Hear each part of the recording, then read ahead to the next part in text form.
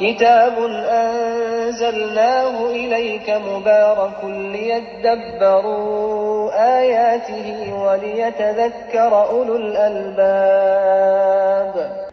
Chers frères, chères sœurs, Assalamu alaikum wa rahmatullahi wa barakatuh. Avant toute chose, je présente mes excuses pour cette période de silence. Vous savez tous que l'être humain a beau avoir son agenda bien organisé et bien calé, mais c'est Allah Azza wa Jal qui détermine les choses. Nous avons eu un moment avec les vicissitudes de la vie qui nous ont empêchés de respecter le rendez-vous que nous avons pris avec vous.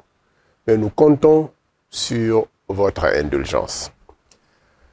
Aujourd'hui, je voudrais également m'excuser parce que je vais faire une entorse par rapport à notre tafsir traditionnel, là où nous étions arrêtés à la sourate La Vache. Aujourd'hui, circonstances oblige, nous célébrons la fête de l'indépendance de notre chère patrie. Et nous voulons partager avec vous cette réflexion à partir du verset Ya ayyuhan nasu inna khalaqnakum min dhakarin wa untha de la sourate Al-Hujurat. La sourate Al-Hujurat qui, dans plusieurs de ces versets, nous donne une indication de ce que nous devons emprunter comme ressources de vie pour avoir une vie de qualité. Mais sur ce verset, qui est important, le Coran nous parle de la diversité culturelle, de la diversité anthropologique et de l'unité de l'humanité.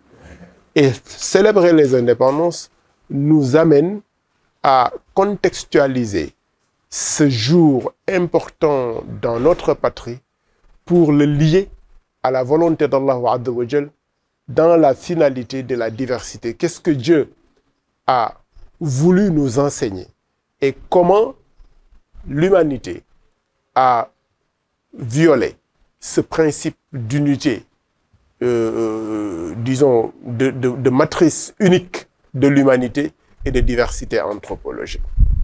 Nous allons écouter Ramidi et revenir sur ce verset. يا أيها الناس إنا خلقناكم من ذكر وأنثى وجعلناكم شعوبا وقبائل لتعارفوا إن أكرمكم عند الله أتقاكم إن الله عليم خبير. Frères, chères sœurs, nous célébrons l'indépendance. Mais c'est quoi l'indépendance? L'indépendance signifie qu'en 1960, le colonisateur a déclaré sortir de notre territoire national, nous laisser avec notre propre souveraineté dans les frontières qui nous séparent avec les pays voisins.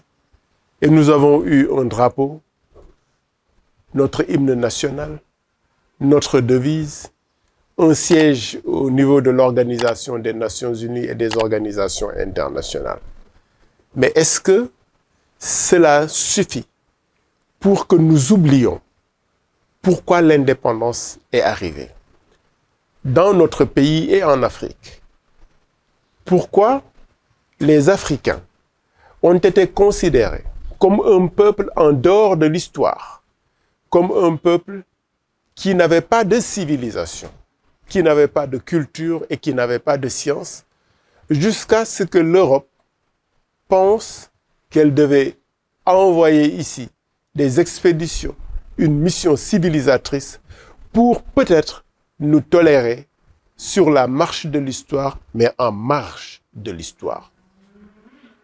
Des penseurs comme Hegel ont développé des théories qui nous marginalisent, qui marginalisent l'Afrique et les Africains, qui déclarent que l'Afrique est un espace d'obscurité sur tous les plans, que l'Afrique est le continent des déficits, là où il n'y a absolument rien de substantiel. Pourtant, lorsque nous revenons au Coran, Allah Azza wa Jal nous dit qu'il nous a créé toute l'humanité. Ya ayyuhan nasu. Il parle à toute l'humanité. Il ne parle pas aux musulmans. Inna khalaqnakum min dhakarin wa untha. Nous vous avons créé à partir d'un homme et d'une femme. L'origine est une. Ensuite, wa ja'alnakum shu'uban wa qaba'ila. Nous avons fait de vous des nations différentes, des tribus différentes, des cultures différentes, lita'arafu, pour que vous vous connaissiez les uns les autres. Si il y a une seule et même source pour l'humanité, la diversité voulue par Allah Azza wa Jal n'est pas une diversité de préséance, mais une diversité de reconnaissance, comme il le dit, lita'arafu. Comment se fait-il alors que d'autres peuples ont cru que l'Afrique et les Africains devaient être en marge de l'histoire, venir coloniser les pays africains et un jour dire « vous êtes libres, célébrez votre indépendance ». Chers frères, chères sœurs, lorsque nous célébrons nos indépendances, nous devons nous souvenir de ces épisodes qui ont endeuillé nos peuples, de ces épisodes qui ont meurtri la chair de notre peuple, de ces épisodes d'injustice, d'iniquité dans notre peuple. Pourquoi nous devons nous en souvenir?